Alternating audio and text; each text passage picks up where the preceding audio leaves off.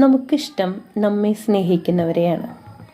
അതും നല്ല അടിപൊളിയായി വസ്ത്രധാരണം ചെയ്ത് എല്ലാവരുടെ കാര്യങ്ങളിലും ഞാൻ ഇടപെടുന്നുണ്ട്, ഞാൻ നിങ്ങളുടെ കൂടെ ഉണ്ട് കേട്ടോ എന്ന് പറയുന്ന ഒരു വ്യക്തിയെ നമ്മൾ ആരും സ്നേഹിച്ചു പോകും.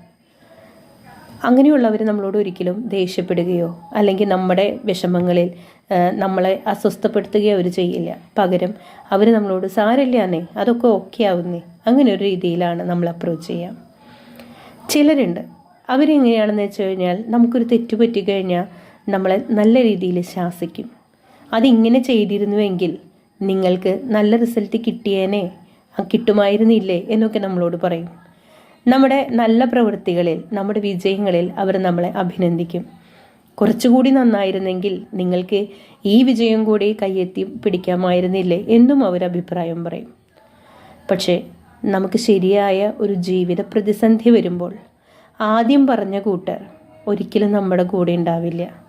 പകരം അവർ ചെയ്യുക ഒരേ ഒരു കാര്യം മാത്രമാണ്, എങ്ങനെ ഈ പ്രതിസന്ധിയിൽ നിന്ന് എനിക്ക് രക്ഷപ്പെടാം, അങ്ങനെ അവർ പിന്തിരിഞ്ഞു പോകും. എന്നാൽ മറ്റേ കൂട്ടരോ ആ പ്രതിസന്ധിയിൽ നമ്മോടൊപ്പം നിന്ന് നമ്മെ അത് തരണം ചെയ്യും വിധത്തിൽ നമ്മെ ശക്തിപ്പെടുത്തും. നമ്മൾ ചിന്തിക്കുക, നമ്മളിതിൽ ആരാണ്, ആരാകണം? ഈശോ ഈ പറഞ്ഞതിൽ 1 2 2 അപ്പോൾ നമ്മൾ ശ്രദ്ധിക്കേണ്ടത് ഒരേ ഒരു കാര്യമാണ്, നമ്മളും രണ്ടാമത്തെ കൂട്ടരാവണം. പ്രതിസന്ധിയിൽ സഹായിക്കുന്ന, നമ്മുടെ സന്തോഷങ്ങളിലൊപ്പം സന്തോഷിക്കുന്ന, മറ്റുള്ളവർക്ക് വിജയം ആശംസിക്കുന്ന, ദുഃഖങ്ങളിൽ ആശ്വസിപ്പിക്കുന്ന ഒരു നല്ല സുഹൃത്താവണം, ഒരു ബന്ധുവാകണം. നന്ദി.